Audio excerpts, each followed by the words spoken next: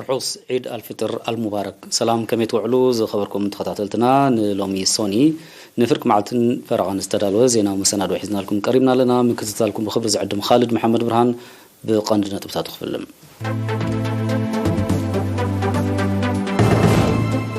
عيد الفطر المبارك لومي عمل هاجر بخبز ولا دمكت خبيرو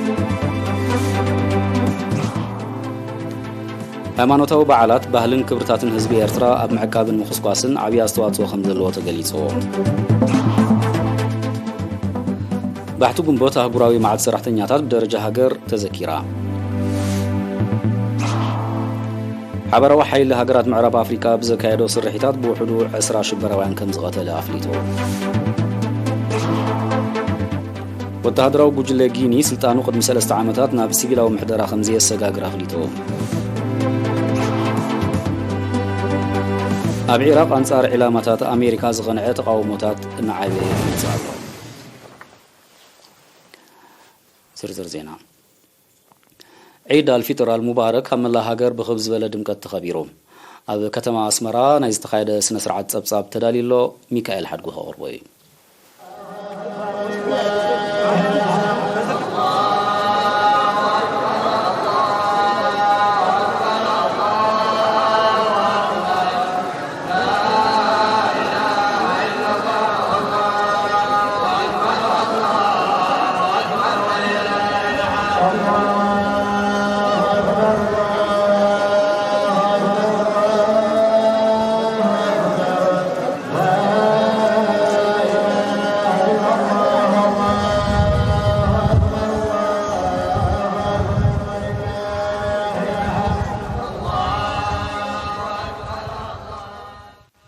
عيد الفطر المبارك لومي كلتا جنبوط عمل هاجر بخبز بلد مكت تخبيرهم ኣብ ከተማ ኣስመራ ሜዳ ባሕቲ መስከረም ኣብ ዝተኻየደ ላዕሎ ሰበ ስልጣን መንግስትን ግንባርን ኣብ ኤርትራ ዝመደበሮም ዲፕሎማስኛታት ከምኡውን በሽሓት ዝቑፀሩ ምእመናን ዝተረኽብሉ ስነ ስርዓት ሓበራዊ ሰላት ዒድ ተኻይዱ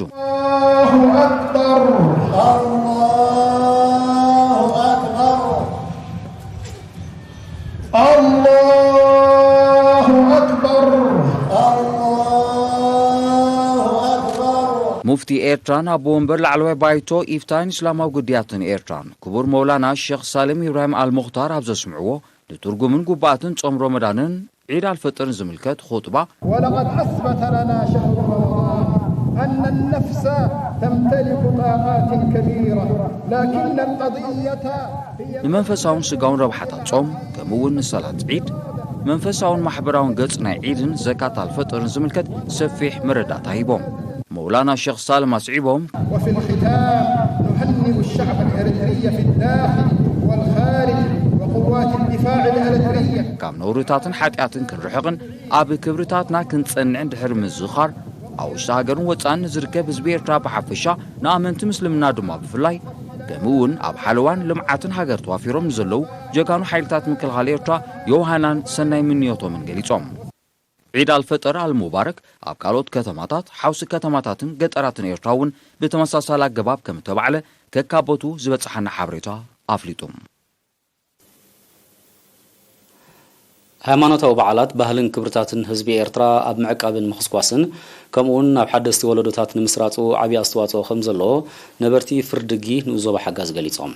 ንሳቶም ብኣጋጣሚ ዒድ አልፊጥር ንኤሪና ኣብ ዝሃቦ ሪቶ ኣብ እዋን ሃይማኖታዊ በዓላት ዝዝውተሩ ያታዊ ፀወታታት ንሃገራዊ ባህልን ክብርታትን ከምኡውን ንታሪኽን ሰውራዊ ክብርታትን ዘንፀባርቑ ምዃኖም ብምጥቃስ ነዚ ነዊሕ ስረት ዘለዎ ባህሊ ንምጉላሕን ንምስግጋርን በዓል መፀ ልዑል ኣቓልቦ ሂቦም ከም ዝሰርሕሉ ኣረጋጊፆም ንሳቶም ኣስዒቦም ሃይማኖታዊ በዓላት ኣብቲ ንጥምረትን መዋቕርን ሕብረተሰብ ዘደልድል ክብርታት ከም ምትሕግጋዝ ምትሕቑቓፍ ምንብባር ከምኡውን ንፅጉማት ንዘኽታማት ጠዋርን ዘይብሎም ሽማግለታትን ስድራ ስዋኣትን ምድጋፍ ዝያዳ ክስራሓሉ ከም ዝግባእ ሓቢሮም ኣብ ፍርድጊ ዝኾነ ሃይማኖታዊ በዓል ብባህላዊ ፀወታታት ብሓባር ከም ዝበዓል ወኪል ኤሪና ሓቢሩ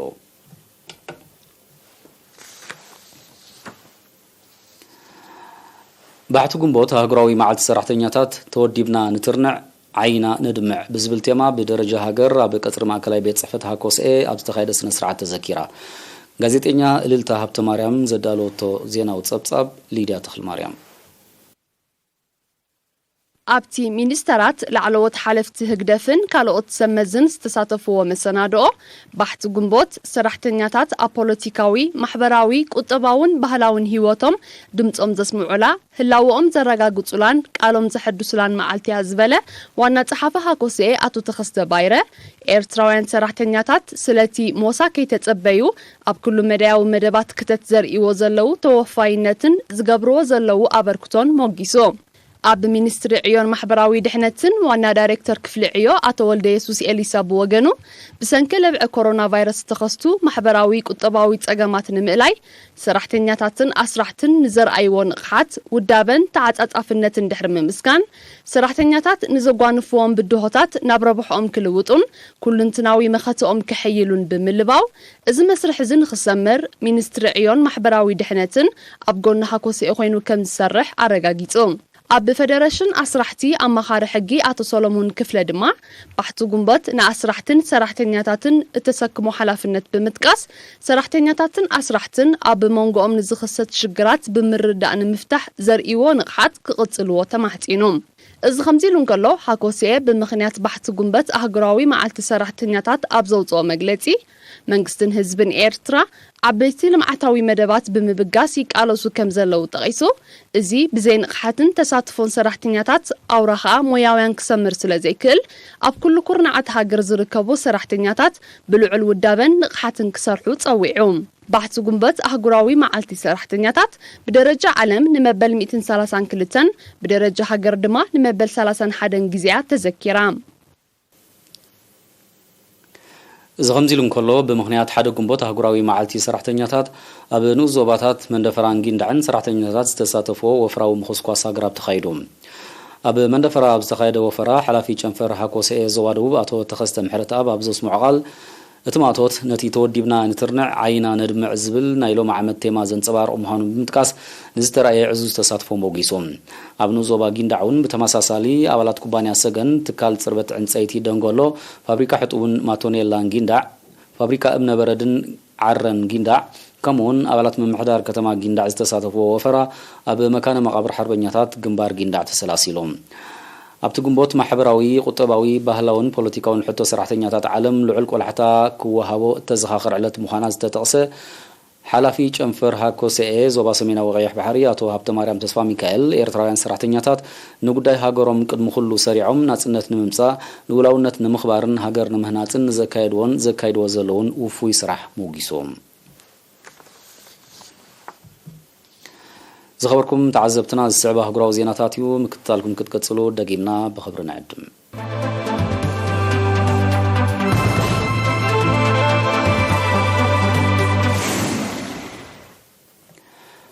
ሓበራዊ ሓይሊ ሃገራት ምዕራብ ኣፍሪካ ብዘካየዶ ስርሒታት ብውሕዱ 20 ሽበራውያን ከም ዝተቐትሉ ኣዘዝቲ ናይቲ ሓበራዊ ሓይሊ ፍሊጦም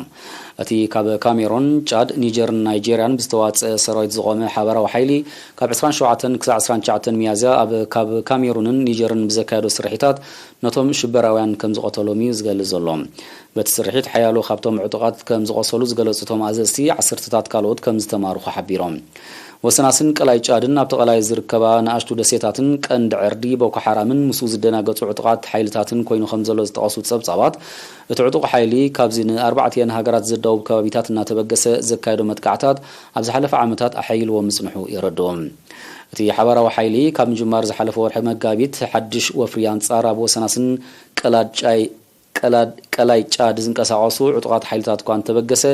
ዝጥቀስ ዓወታት ከመዝግብ ከም ዘይጸንሐ እዩ ክግለጽ ጸኒሑ ሽበራዊ ሓይሊ ቦኮ ሓራም ካብ 2009 ናብ ናይጄርያ መጥቃዕታት ከካይድ ካብ ዝጅምር ብውሕዱ 36,000 ሰላማውያን ሰባት ከም ዝተቐትልዮም ጸብጻባት ዝሕብሮም እቲ ዕጡቕ ሓይሊ ካብ ናይጄርያ ሓሊፉ ኣብ ካልኦት ሃገራት ዞባውን ጸጥታዊ ስጋት ኮይኑ ከም ዘሎ ይግለጽ እቲ ዕጡቕ ሓይሊ ብዝፈጠሮ ጸጥታዊ ስጋት ልዕሊ 3 ሚልዮን ናይጄርያውያን ኣደዳ ምምዝባልን ስደትን ከም ዝኾኑ ጸብጻባት ሕቡራት ሃገራት የነጽሩ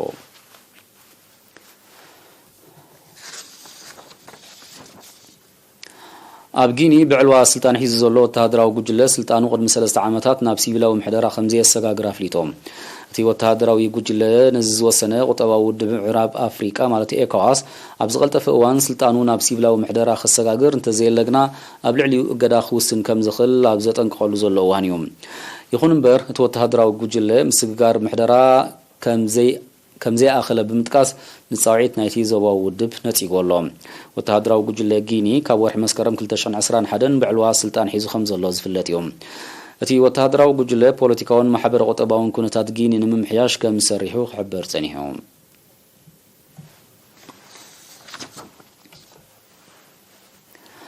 العراق أنصار علامات أمريكا زغنع تقاومات النعبي متسكم زلو تقاليتهم أزيز استحبره بسلاسة ميازيا أب كبابتي أب أوراجا أنبار زركب مدبر سراويت أمريكا متقعت روكيت كم استخايدة دحر مكول حيوم بتمتقعتي أب هيوت سب زوارة دقود أتقوان تزيل نواتا وعنوات كم زوارة دقنا سمز عراق غافليتهم اللهم زاقيت حلفنا زوسد أكوال كوان تزيل مغتسلتا نايتي أنصار علامات أمريكا بعراق كايد سنحة تقاومات مخانيهم نايك أربات عزب تستعصوم إذا تدقاقامي متقعتات بإيران استودبك خون كم زخيليا أمريكا خطوك الصانحام أمريكا أبزح حلف خلتشان عسران أزازي حلوة الثورة إيران زنبرة جنرال قاسم سليماني أب كتما بغداد دحر مقنصالة إيران نابلع علامات أمريكا حين ناي مفداي سقمتات كمتكايد محبارة الزكريوم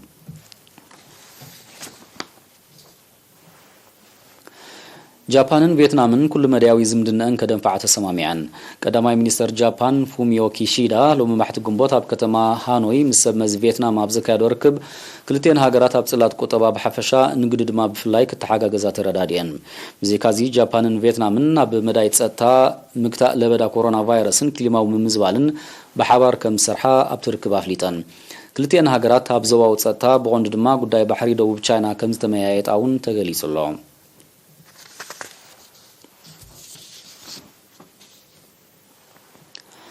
أب كفل هاجر نيو مكسيكو حبرات منقسات أمريكا كابز حلفة شدوشة ميازيا بستبقسن زاقيت أب تحت قوتصر زي وعلن حدقا بارع مرور زفت ورسقات كم زعارقة تقاليهم إذا استقلت مال بحث قنبوت أبتي خبابي بستغاث برتعن درق النفاس اتبارع بلعول فتنة نبسفيح كبابيتات بملحمو نبرت حيالو ختماتاتنا وحس وطاق قعزوت إزاز دحر متحللا فيهم تبارع زاقيت العلي 4 كلتنشا هكتار هامي خمزلوز تقاصوت صبصبات ناب معراباوي وسناسن كتما لاس فيغاس قطو يسفحفح بمهلاو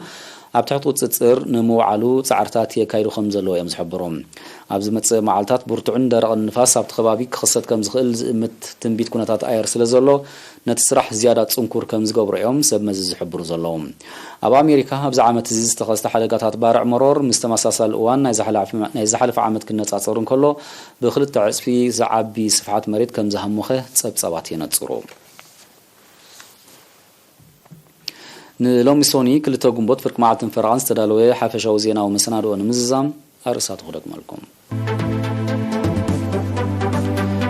عيد الفطر المبارك لومي عمل هاجر بخبز بلد مكت خبيروم